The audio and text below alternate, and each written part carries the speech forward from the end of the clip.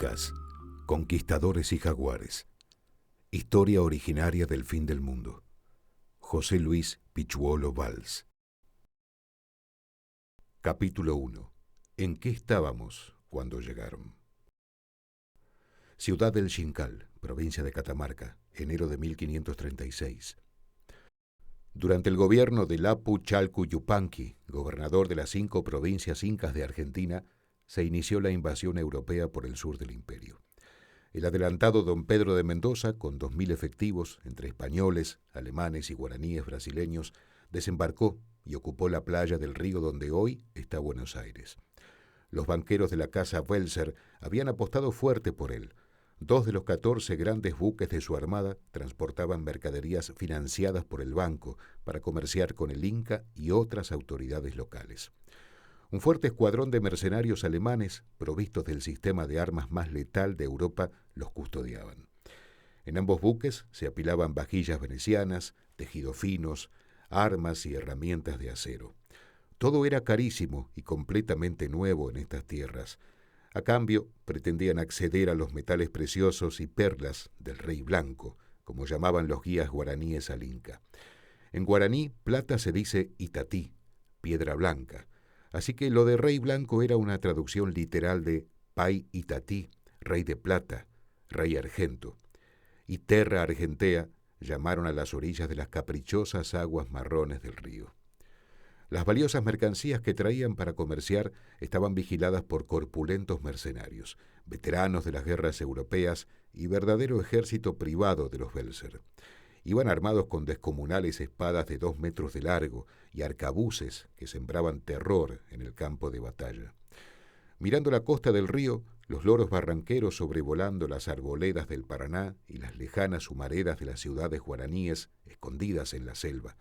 Los invasores no tenían forma de saber que 6 meses después los 2 barcos estarían ardiendo en el estuario y la mayoría de ellos habría muerto, debilitados por el hambre o degollados por el delgado filo de una tacapé, la espada clava de los combatientes guaraní. Mientras se montaba la cabeza de playa de Buenos Aires, el gobernador Chalcu estaba en Catamarca, en la ciudad del Xincal, la moderna capital inca de Argentina. Un enclave espectacular con un diseño urbano que imitaba el de Cusco y que había sido inaugurado hacía pocos años como centro administrativo. En Catamarca, Chalcu estaba acordando con los Titaquín, los jefes territoriales de Aguita, el protocolo de un evento muy importante, el próximo arribo del Inca Paulu, junto a su corte y un nuevo aliado, don Diego de Almagro. Al ser el funcionario de más alto rango en Argentina, Chalcu tenía que garantizar que la comitiva de Paulu, heredero al trono imperial, fuera bien atendida. El impresionante ejército que acompañaba a Paulu había bajado desde Cusco y estaba acantonado en la gran fortaleza de Chicuana, en Salta. De sus 5.000 hombres, 2.000 eran militares incas y 3.000 eran soldados aportados por el Malcu Cuizara, un rico señor étnico de Bolivia. Las tropas del Inca se instalaron en las grandes canchas de la fortaleza de Chicuana, que estaba muy bien provista para asistirlos con sus 1.070 almacenes llenos de víveres. Por supuesto, ninguno de los militares incas se apartaba de los muros de la fortaleza. La normativa del ejército era muy estricta en cuanto a la relación entre tropas del Estado y población local. Estaba absolutamente prohibido el contacto entre contingentes en operaciones con la población, y violar esa norma implicaba pena de muerte. Sin embargo, contrastando con la tranquilidad dentro del muro incaico, había algo inquietante acampando en las proximidades. Eran 500 guerreros de extraña figura, vestidos con armaduras de un metal muy duro, un metal que las sofisticadas armas incas, consideradas las mejores del mundo conocido, no podían atravesar.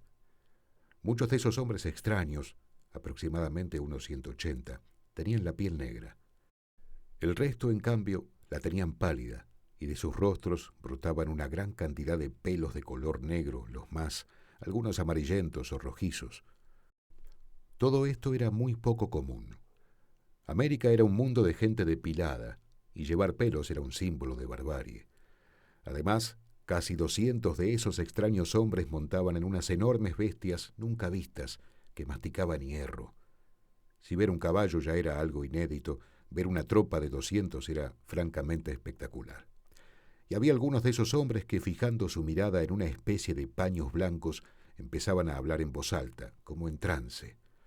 Aunque la gente común no sabía lo que hacían, los funcionarios incas se dieron cuenta enseguida. Estaban leyendo. Solo que estos extranjeros guardaban la información en esos paños blancos, en lugar de hacerlo en telas y cuerdas con nudos. Al igual que los que estaban desembarcando en Buenos Aires, estos hombres también venían del mar, y por eso les llamaron Huiracocha. Pero estos habían desembarcado en la costa del Perú. Acompañaban al ejército de Paulo, que bajaba desde Cusco, y su líder era el adelantado Diego de Almagro.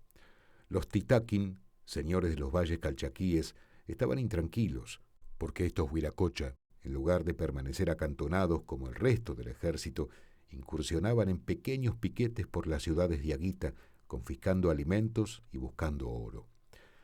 La ley inca, tan severa para todos, parecía no aplicarse en su caso, y eso era algo desconcertante. Chalcu Yupanqui estaba al tanto de todo esto, pero aunque aparentemente estuviera ocupado por la logística del ejército y las demandas de los líderes locales, lo que realmente estaba haciendo era conspirar para hacerse con el poder del imperio y dárselo a Paulo, acabando así con 7 años de cruenta guerra civil. La conjura de la cual formaba parte se venía tramando en el largo viaje desde el Cusco hasta Salta, y en ella estaban involucrados varios altos dignatarios. Pero había un elemento impredecible en este juego. En la frontera sudeste, los hombres venidos del mar, que hasta el momento se habían limitado a explorar la costa de los grandes ríos del litoral, mostraban abiertamente su intención de penetrar en el territorio.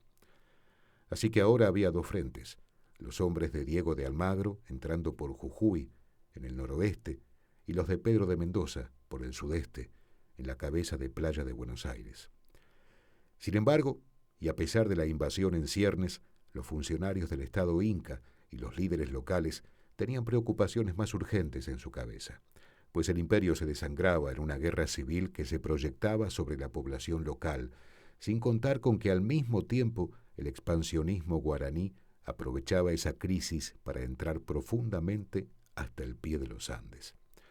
En el Xincal, el gobernador Chalcu pensaba cómo beneficiarse del poder de fuego español para llevar adelante su plan de hacerse con el trono.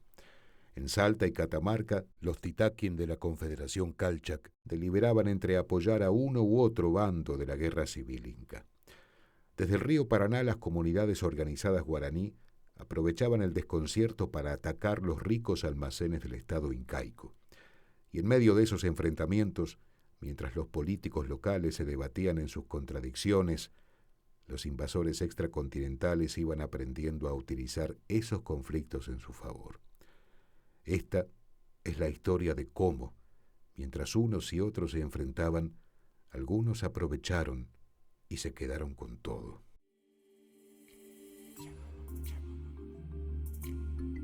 www.incasconquistadoresyjaguares.com